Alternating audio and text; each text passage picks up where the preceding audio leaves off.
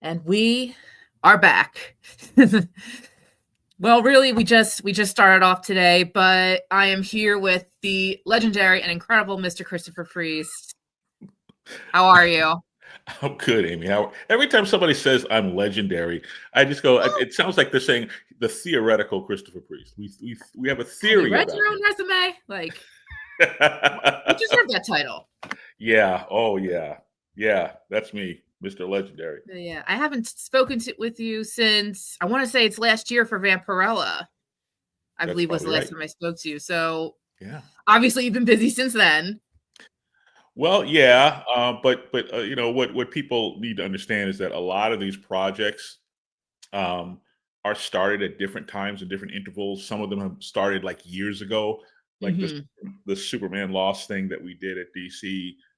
That was started maybe 4 or 5 years ago, and now this the World to Come thing that's making all this noise on the internet. I wrote that like 7 years ago. I mean, people who are mad at me, you're late. you know, But but it really is super nice to see you again. And we've had with Dynamite specifically, you've had more Vampirella come out. One's running right now, yep. but you've got a brand new series coming out later this summer.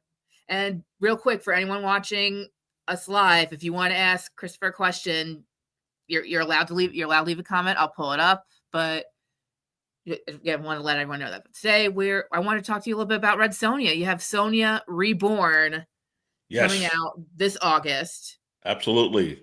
Yes. The So she were you? devil with a sword. Yes. I'm trying to remember. Were you a Red Sonja fan, or were you asked to do a take on Red Sonja? I Or was did you volunteer? dragged. I was You were- dragged. It's one of those things where it's not even that I didn't want to do it. It was that, I was just really busy Mhm. and there really was no room at the end. Amy, in this business there is unemployment and there is overcommitment, Ah. and you just bounce back and forth between the two. So you're afraid to say no, and then you're afraid to say yes. And a lot of times I get myself into trouble where I'm going, yeah, I'll do that. Yeah, sure, I'll do that. So Red Sonia, the character, they started casting about for a writer, and I was one of the people they talked to.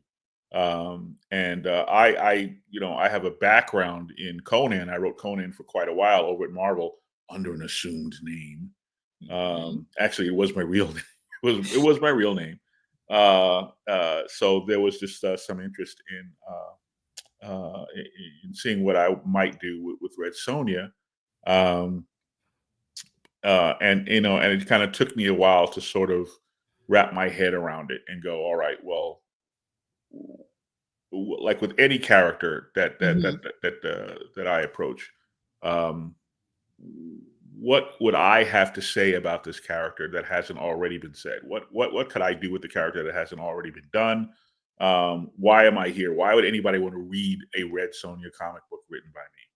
So we had to start there, and luckily I get to work with Matt Idelson, who is my Vampirella editor, and Matt and I have known each other forever.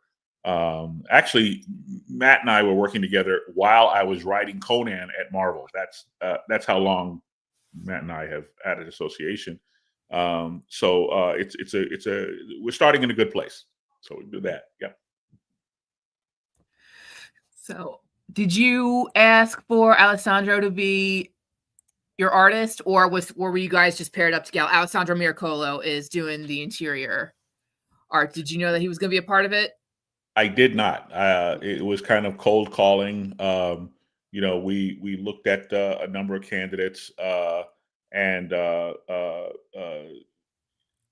we kind of went through a bunch of samples and we talked to some people, and I think Alessandro was he was just the clear winner at the time, and yeah, it's just this sort of fresh, sort of European avant-garde style, which is, a bit different, but I think it's a good fit. And, I said, look, if this guy can draw a horse, let's go. And sure enough, he can draw a horse. So we're there. Can we I wanted to ask you about the premise for this new series. So, really the reason why I'm excited to check it out is because you am I allowed to read it, the press release a little bit? Because I mean, it's Oh, technically sure. out there if people want to read it, but Yeah, sure. Be my guest. in a contest to decide the fate of the world, the ancient and codependent gods, the light and the dark, transport Maggie Sutherland, a young British clerk from the year 2025, into the wilds of Hyboria, where she awakens transformed into the renowned hike. We have Hyboria, and now we have Hyrcania. Hyrcanian. Thank Her, you. as I in want to make her. sure I say it correctly, so Yeah, that's why we Hyrcania. found it out. Yep. But she's transformed into Red Sonja. So what made you go with this story? What made you go with this premise? Yeah. Well, it's kind of borrowed from Robert E. Howard. Robert E. Howard had a Mhm. story about Conan that was called The People of the Night. And it was a similar premise where a modern day man, modern for Robert E. Howard, so that was like the 1930s. Mhm. He goes through this cave and he wakes up and he's Conan. You know, what I wanted to do was I didn't want to set it in the 1930s. Obviously, I'd like to what I wanted to do, first of all, Amy, is I wanted to do a deconstruction of not only Red Sonja, but of the whole Mhm. barbarian mythos, and kind of take a hard look at it, and take a practical look at it. With every character, I go, well, let's say you're a vampire from another planet and you're living in New York City, and you're a single girl, trying to make it on her own in the big city, but you happen to be a vampire from outer space, right? Mhm. Go, you know, So I always go, well, what would this person really be like? What would Vampirella's actual challenges and actual conflicts be? So looking at Red Sonja, I said, well, now let's flip the script on Red Sonja. But if I wrote her in a traditional sense, if I just wrote her, not to put any other writer down, I don't want to make it sound like, oh, if I just did what this person did. What, Mhm. what I mean is, if I just did, Red Sonja straight, no chaser, um, it would be a little difficult for me to do the deconstruction because she's already part of that world. She's acclimated to that world. She was born in that world. She was raised in that world. So Mhm. she already knows how that world functions. It's better to take a sidecar character, to take some new character, some sidekick, and you throw in the sidekick, and now the main character has to teach the sidekick, this is how the world works. This is Mhm. who's mad at who. This is who's aligned with who. This is what the political situation is. This is where you go to the bathroom. This is how you make dinner, in the Hyborian age. I thought about, like, let me find some, interesting sidekick that I can throw in there. And then I thought, well, what if I make Sonja the sidekick? What if Sonja is the one who has to learn? And the sidekick is her aide. This little kid, this squire that is what a squire does is he's Robin to Batman. He's your little Mhm. assistant. He feeds the horse. He hunts rabbits. He watches your back. Well, Mhm. that kind of thing. So I threw instead of him being the person who's learning, let's throw Red Sonja into the briar patch and have Red Sonja be in this world that she is completely, oh my God, how did I get here and what's going on here? And have the kid who's this kind of wise ass kid, end up being her teacher, her guide, and ultimately her protector. As she learns to deal with this. Mhm. Now the question is, this is obviously some sort of nightmare or delusion. Now, who's having the delusion? Is Maggie having this delusion where she's imagining herself as Red Sonja, or is Red Sonja has Red Sonja hit her head or something, bumped her Mhm. head, and she's the one that's having this delusion about being this lady named Maggie from the future? And the answer to that question is yes. At some point I want the readers to kind of like, fight among themselves. And then, Mhm. like, what's going on here? Is this, who's having the delusion? And so readers go out and fight, that kind of thing. But it's an approach that, to the best of my knowledge, has never been done before. Um, and it has the same sort of formula that we use with Vampirella, where the stories will move uh, uh, from drama to comedy to horror and back again. Mhm. So there's a little of this, so there's a little of that. And just when you think you're having a good time or a good laugh, then all of a sudden, here's this big scaly monster, and here's the barbarian horde, and that kind of thing. And can this person, imagine yourself, Amy, if I threw you in there, you know, do you really have the wherewithal to pick up a sword and kill somebody with it? Because if you're living in the Hyborian age, you're Mhm. going to have to do that every single day just to survive. You know, Mhm.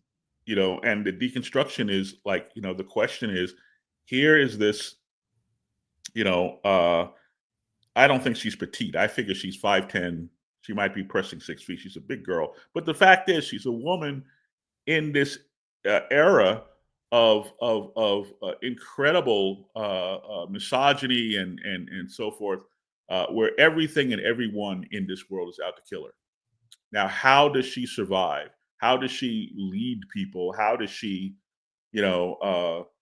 Too often we see the, excuse me, I don't want to get myself in trouble now, but you see the strong female character, who is the best at what she does, and everything she touches goes well, and all the guys around her are nitwits, and she's much smarter than all of them, and that's become sort of a trope that people Mhm. are kind of tired of. So I want Sonia to earn it, and I want the audience to come along for that journey and see us construct this person, see her become Red Sonja in a credible way, and kind of become self-possessed, and take control of all that. Um, and that's the world that she lives in, where she has to show strength, she has to show leadership, even when she's sick, even when she's confused, even when she's lost in the woods somewhere. She can't let her men know ever, ever, that she's lost, or that she's sick, Mhm. or that she's not absolutely sure of herself, because the minute they even smell weakness, they'll turn on her, because Mhm. that's what you do, in the age of Conan, you know. So, in my opinion, this one writer's opinion, the way that Red Sonja has traditionally been able to function is by demonstrating strength at all times, and by just not taking crap off of people, and because she knows that the second that they suspect that they can beat her, they will, and worse, because the danger is always looming for her. So that's the basic, elevator Mhm. pitch for the thing there. Really, really awesome. Before writing for Red Sonja, was there did you admire the character at all? Did you like were you like did you read previous stories? Well, I wrote her in previous stories. She showed up in Conan a My couple of bad. times, and I was in, and I wrote some savage sort of Conan stories. I did a terrible job. I did it. I did what every other writer did. We just, and with all due respect to other writers, I'm not trying to criticize anybody. Although I am legendary. Um, I'm not trying to criticize anybody, but we're guys. We work the suit. you Mhm. know, uh, Panther, Vampirella, all these female characters. It's like they have this Power Girl, another example.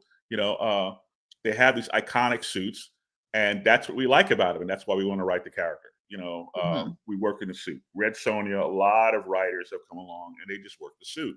You know, she is a she devil with a sword, so she goes out and she chops people up, and then they go on a treasure hunt, and the wizard and the big lizard comes out of the wizard and the lizard, and they come out of nowhere, and so forth like that. I didn't do her justice. So maybe this is my apology tour for all those terrible Red Sonja stories I wrote 30 years ago. Now writing Red Sonja and having done now Vampirella for a while, how would you compare writing for Vampirella and writing for Red Sonja? Well, I'm still new at writing for Red Sonja, particularly this Red Sonja, Okay. because this is Red Margaret. You know, this is somebody who is, at least in my mind's eye, just as if there was like a quote unquote everyman that you threw into the briar patch, this is supposed to be sort of the every woman who comes across a bit generic, to be honest with you, and she gets thrown into the briar patch. Now, as we go along with the story, 2/3 of the story takes place in Hyboria, but at least 1/3 of the story tends to be a flashback, kind of like that TV show Lost, where they're lost and they're stuck on this island, but they have these flashbacks to the lives they had before they got there, or maybe even the lives they had after they escaped the island. But we get to see what Maggie's life was actually like before she got stuck in Hyboria, and what led up to that whole thing, and why the light and the dark, which are metaphors for chaos and order, the Marvel chaos and order, those gods. It's kind of that sort of deal there.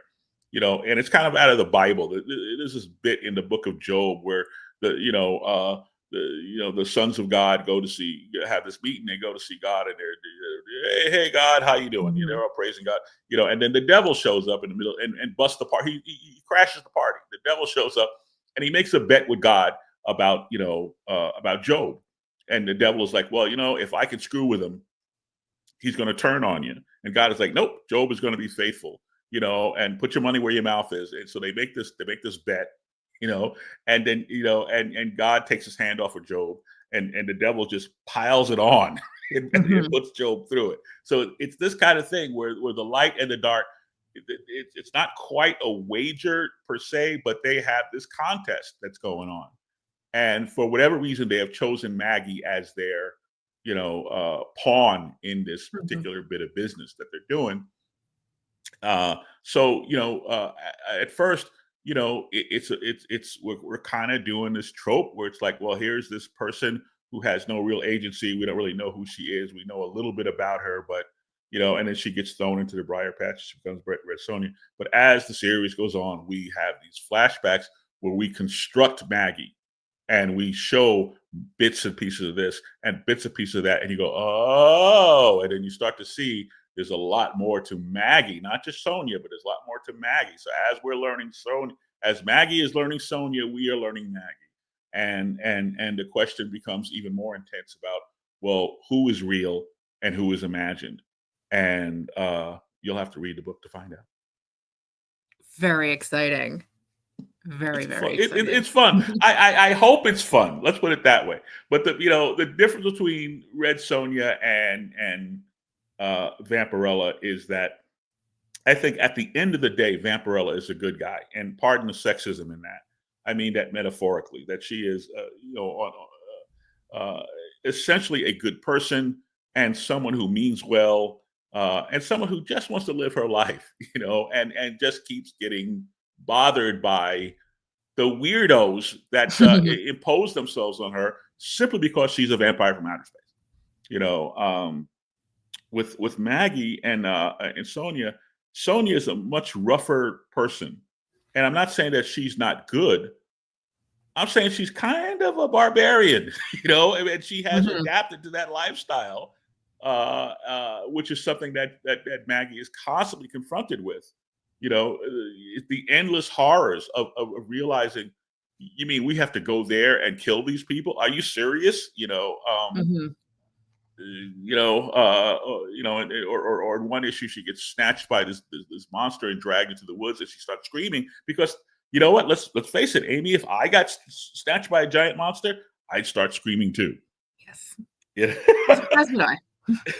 I'd scream like a little girl. It'd be this hype. It wouldn't be a manly scream. It would be more, be one of those, right? As I'm being dragged through the woods, and the squire is chasing after her, and he finally catches up to her. She's being dragged through the woods, and he goes, "Stop making that noise!" And she goes, "What are you talking about?" They managed to subdue the beast or whatever the story is, but he's like, "Stop making that noise!" And she doesn't understand why he's so upset about her being terrorized by this Mhm. giant monster. And he's like, "Because your men might hear you screaming, and if they do, they're going to rape you and kill me, or worse, the other way around." Shuddy, shuddy. So she has to learn the Mhm. rules of the road where you get snatched by a giant monster and you're not even allowed to scream. And that's the fun of this book is just, Mhm. I think that people have watched a bunch of movies, read a bunch of books, they've read a bunch of comics. I'm tired of reading the same comic over and over again. I hope you're tired of reading the same comic over and over again. This ain't that comic. Whatever you think this is, this ain't that comic. And if anything, it's been this sort of, it's not a battle. It's been an education process with me having to convince our bosses, the people over at Dynamite, Mhm. and the people up the, up the chain of that, where I have to keep explaining, no, no, it's not this, it's that. No, no, we're not doing this, we're doing that. We're doing something that, at least with this character, that's never been done before, and that always is a hard sell because it's much easier for me to go, okay, and then the rabbit chases the deer and they go down to the river or whatever. Oh, we know what that is. Let's slot that Mhm. in. We know what that is. We have a comfort level with that. This is a roll of the dice. It's like, will the readers like it? Will they not like it? People take their sword and sorcery people. They're not like superhero fans. They take this stuff real seriously. And here's this moron priest who's mocking them to a certain extent. And I'm not really mocking the reader. And I'm not even mocking the genre. I'm just going, here's this person who knows nothing about Mhm. it, who is suddenly, wearing the metal bikini and fighting barbarians, and it's all very new to her. So this ought to be fun. I hope it is, but it's like, it's like you're telling a joke in a Mhm. dark room with no audience. Now you hope it's funny. You hope somebody in the other end of this is having a giggle, but we really won't know until we're there. So I just Right. invite everybody to, to pick the book up and just go, look, if you know nothing about Red Sonja, if you know nothing about Conan, if you know nothing about sword and sorcery, the Hyborian Age, if you don't know what Aquilonia is, or that Harcania is over in the east and the Pict Land is over in the west, right by the Western Sea, if you know none of that, it doesn't matter. We're going to take you by the hand and lead you step by step, page by page. This is what this is. This is how this works. Why? Because that's what as Maggie learns, the reader will learn. So don't be afraid. If you've never read a Mhm. Conan book before, this is the one for you. Super cool. Think the only thing I have left to ask is if we get which I'm sure you will, after this Sonya comes out, what any other ideas any other ideas you might have for Sonya? Anything you would else you would want to tackle for her? Well, I think first we have to see if we find if this particular approach finds an audience. Mhm. If not, then maybe we just have her wake up and go, "Ooh, boy, that was a terrible dream." Now back to business as normal. Yes. But so I think that it's kind of, ideas. Yeah, sure, tons of them. I think that she can be an interesting character. I think that we just have to get away from, as with any character, not just her, but with any character, you have to get away from, as I said before, working the suit. You have to get away from like, all right, well, it's Red Sonja, so her stories work like this. You know, Mhm. uh, throw that out, and you kind of have to, do a Tom King and go, all right, I'm going to turn, this character completely on their head. Mhm. And now here's what the human target, a character no one thought about for decades, and all of a sudden he brings them back and makes them interesting. And same thing with Mr. Miracle and so forth. So it's kind of like that where whether I'm writing it or someone else is writing it, I would encourage all writers to bring us new. Don't just, Mhm. you know, there is no business as usual. Let's get excited about stuff and let's find, Mhm. new avenues for things. But I think the premise has got legs. We would like it, to have legs and to run for a while. Mhm. So, we are inviting people as we are right now doing this video. We are inviting people to join us, and we hope that the book finds an audience and we get to have a nice long run with it. Would you do your take on Vampirella and Red Sonja together? We've had them meet each other a couple times. I don't Have you ever done a mashup? I have not, but this particular incarnation of Red Sonja would be much easier to do that with. Mhm. Uh, because she's actually a person from our world, the so-called real world. So yeah, I Mhm. mean, I think that that would be something that would be fairly easy to do. Um, and I think that it's just that they're very different characters, but that's the point of doing a mashup is to put together. What did you have like? Didn't you have like Vampirella and Red Sonja meet Betty and Veronica, something like that? We did at one point, yes. How sick are you people? What is that? You Wasn't my know, idea. Sheesh. but they actually did that. I was like, Yes. wow, what a traffic jam. That's got to be. I have to go read that. But yeah, I think sure. Absolutely anything's possible, unless Dynamite gets a deluge of complaints and goes, get rid of that guy, and I get the call, sorry, dude, but I don't know. Let's keep a good thought. That would be fine. That'd be great. I'll have to let Nick know, like, so, like, that Christopher Priest is open for another Vampirella Red Sonja Oh, crossover. I'll sure. let him know. Absolutely. Yeah, that's easy stuff. So, again, that's all I had today. So, in case anyone else had a question very last minute, I'm happy to see that a lot of people are watching. Some people are leaving their comments. So, but thank you Don't so call me much. names. But thank you so much for sitting with me today. I really am excited for this new Red Sonja. And reminder for everybody, it's out this August, but you can pre-order it now. Absolutely. And but you got Vampirella out right now as well. Anything else we can plug? Nothing that I can talk about except that Okay. we're launching something out of Dynamite with well, we're launching something out of Dynamite with Jay Lee that I can't talk about yet. Okay. But hopefully we will be talking about it in the near future. Probably closer to San Diego. I think Nick will probably be making the announcements a little closer to that. So yeah, Nick just doesn't want me to sleep. That's really what's I'm going on here. sorry. But yeah, like I said before, you kind of do things in intervals and shifts. So I'll do like a couple of issues of Vampirella to get my artist Aragon Gunduz, who's just Mhm. fabulous. Just fabulous. To get him situated and so forth. And then we'll do a couple of issues of Red Sonja. With Vampirella #7, we are starting a new storyline with a new artist whose name Cool. I don't remember right now because I'm a moron and I wasn't prepared.